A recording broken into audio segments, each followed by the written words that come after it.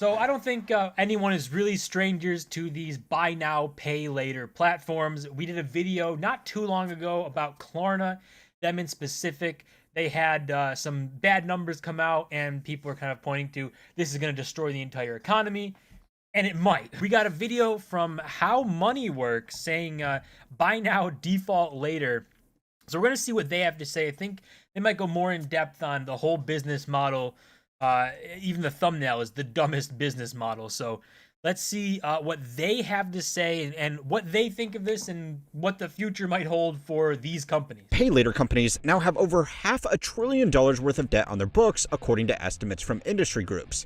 The exact number is harder to track than something like total credit card debt, because these companies are not required to record their lending practices in the same way.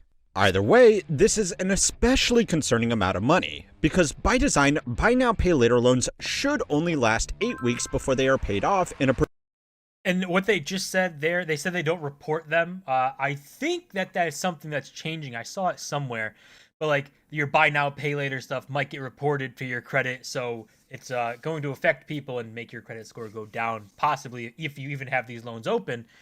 So it might be hurting people more. Maybe it'll make people use it less. Probably not, but I do think that's changing.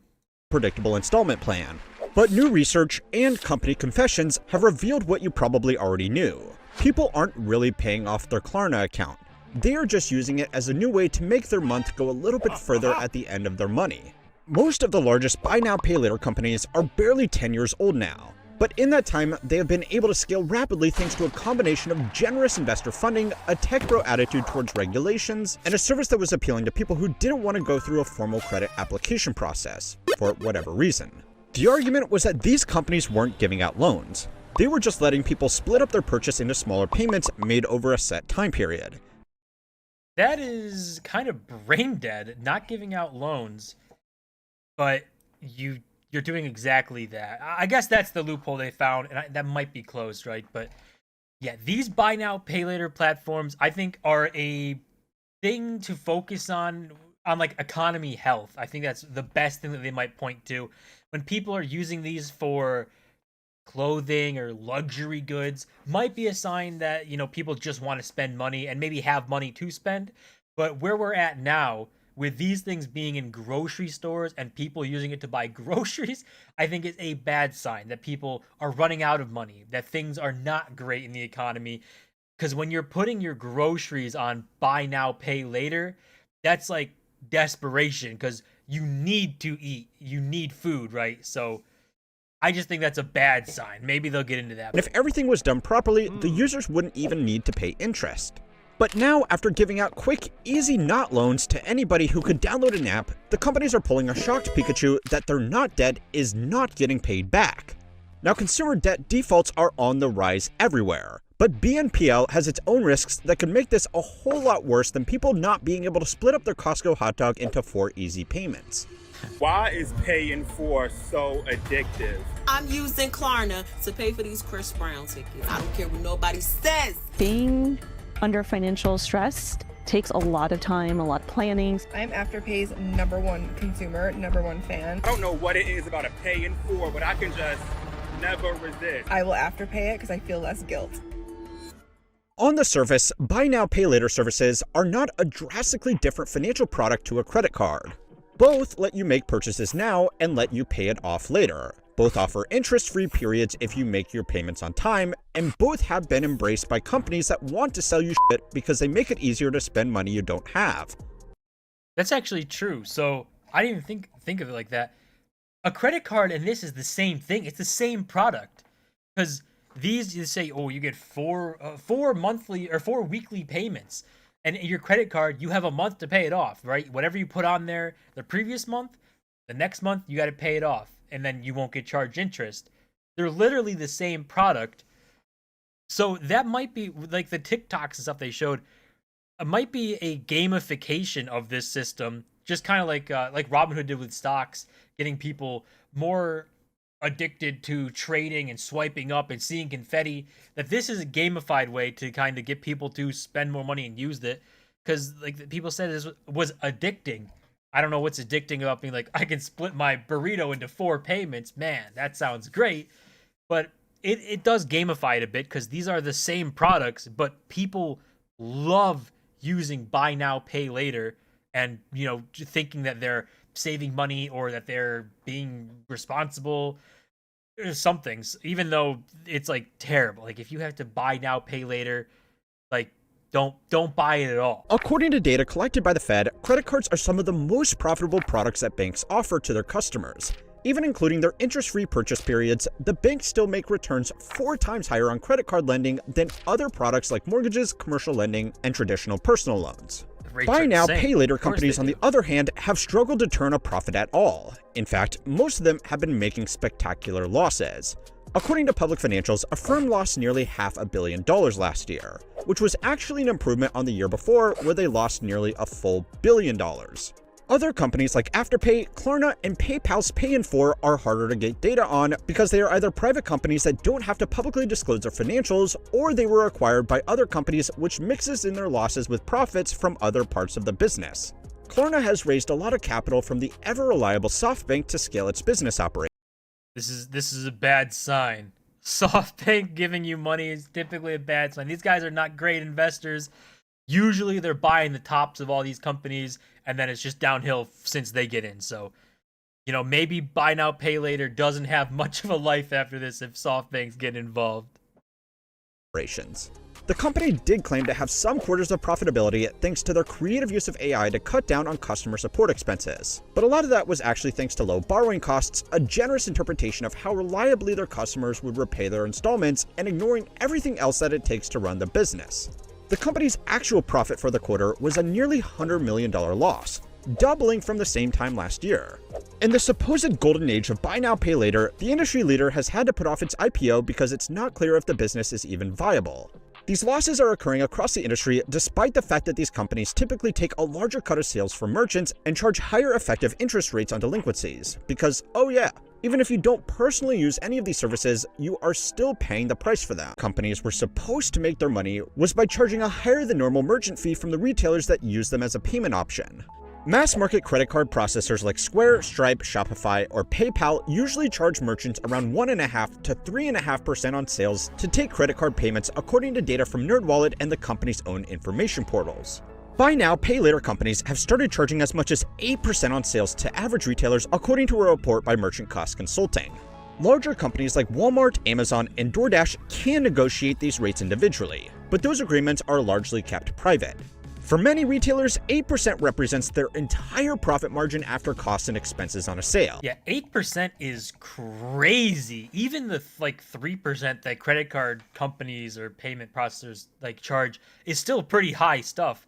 But there has to be a reason why companies are willing to do that and willing to pay more than what credit cards and payment processors do. I think that's because Klarna, these buy now, pay later platforms, allow people to spend more money because they feel like they're not actually spending as much, right? When they buy something for $20, but it's 4 payments of $5, they feel like they're actually not spending the money. It's not going to be as bad. So they actually, instead of maybe they would have only spent $20, maybe now they spend $60 and it's split up to those payments. So they feel better about spending the money. That it would be the only thing I see these companies willing to say, we'll pay the higher rates, because they're going to sell more stuff because people will just throw more money at them. So paying that much to a buy now, pay later company is untenable. The problem is that the merchant agreements of buy now, pay later companies forbids retailers from passing along these fees to customers, so they have an option. Either make no profit on sales through platforms like Klarna, or raise prices for everybody to cover this new expense. Now, the third option would be to not offer these payment options at all, but companies don't want to do that for 3 simple reasons. The first is that buy now, pay later customers are the perfect kind of customers. According to industry data, they are much younger than formal credit card users, spend more impulsively, and have purchasing power thanks to being able to split up their payments. A report published by the Harvard Business Review found that after consumers started using buy now, pay later services, they were 17 to 26% more likely to make a purchase. See, so that's, like we were just saying, that's why people are willing to do this 8% fee, and maybe it's a little bit less, even whatever it is, 5 to 8%, higher than the normal card processors. they're willing to do that because it increases sales 17 to 26%, or they're more likely to spend that. So like the increase is more than what the fee is, so it's actually a net benefit because people feel like they're spending less money because they're splitting it up, even though everything's the same.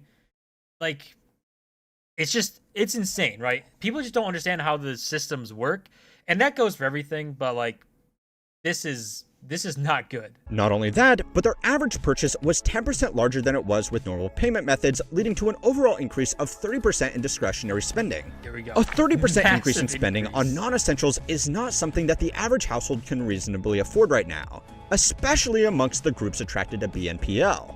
For people who can get access to them and use them responsibly, credit cards are an overall better value proposition. They have more flexible terms, they have better reward programs, and they can help users build up their credit. They are also they're the more same strictly product. regulated because they are officially classified as a debt. Buy now, pay later companies have so far dodged that official classification, which means they are not as tightly regulated, which means they can give credit to people who would otherwise struggle to get it. So that's the big thing I think that people or that separates these two products as to why the credit card companies make money and it's their biggest product that the banks offer, is because it goes through credit checks. They have your credit score. They make sure you approve for it. There's like a whole process there. It's regulated. But Klarna and Afterpay and all these buy now, pay later stuff, they don't have that. They don't care what your score is. They don't care at all. You just get on the app, you sign up, and you start spending. That's going to be a problem for them once people, and we've already seeing it, stop paying back their debts. So once that becomes a big enough problem, I think you're going to see regulation come cracking down. People aren't going to be happy, and it's going to be detrimental to, people spending money. But it's just that's the big difference here, is the background and people getting approved versus just signing up for an app and letting it fly with your money. People can get a credit card and apply for BNPL loans at the same time without each of the lenders knowing about the others. They can then use their credit card to make their BNPL payments, stretching out the period between purchase and actually needing money by more than 4 months. Now maybe there is a finance bro justification about the time value of money here, but let's be honest. People are either doing this because they are incredibly financially irresponsible, or because they have no other choice. Yeah, the time value of money and all this stuff, and people breaking down the math on things like this, is just not how the vast majority of people do this stuff. And it really doesn't make sense for the vast majority of people when you're talking about, putting stuff on a buy now, pay later platform because it's interest free and you can do that and do all this stuff. Say increase it by a couple months and you're saving like 4%. Maybe like the credit card rate stuff 20% for the year, but it's not a year. So you're saving like single digit percents. And if you say, oh, well, actually, I'll take the money and I'll invest it and it'll be a higher return and it'll actually be great and I'll make money. Even if you do all of that and it's successful and you don't lose money on an investment and everything goes right, congratulations, you played this whole game and you made a few dollars. Like, unless you're doing this on a scale of like millions or hundreds of thousands of dollars, like you're not making a substantial amount of money. It's just not gonna happen. This arbitrage is just not a thing. It makes you feel better about doing it, but it's really not worth it. With such huge losses from the lending side, it means BNPL companies are even more reliant on their merchant fees to keep them afloat. But companies are starting to push back on that. In order to be the exclusive provider to companies like Walmart and DoorDash, Klarna had to arrange sweetheart deals with much lower fees to these big companies. This might be a good play for taking market share, but even total domination of an unfeasible market doesn't mean much.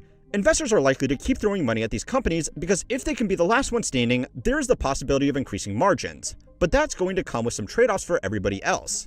The same way that Uber started out as a great alternative to taxis, Airbnb an alternative to hotels, and Netflix an alternative to cable, BNPL are still in the take market share phase.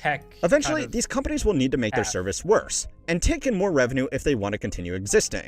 So that is the buy now, pay later business model broken down. And honestly, it's like a tech company. It's like what they said, Netflix, Uber, Airbnb, all these companies, they started out, people loved them. Airbnb was great. It was cheaper than hotels. It was more fun. Everything was great. and it's slowly transitioned to where it got a market adoption and kind of took the market share. Everyone was using it, and then they shifted over, and all of a sudden now you got to pay all these fees. You got to pay a cleaning fee as well as clean everything on your way out and take care of the house, and you got a whole bunch of things. It's a headache that people go back to going to hotels because it's actually cheaper and easier. So same thing with Uber, kind of with Netflix. They kind of dominate that whole space, but like Uber was a big example of this too. Like, I think that's going to be the future for these buy now, pay later stuff.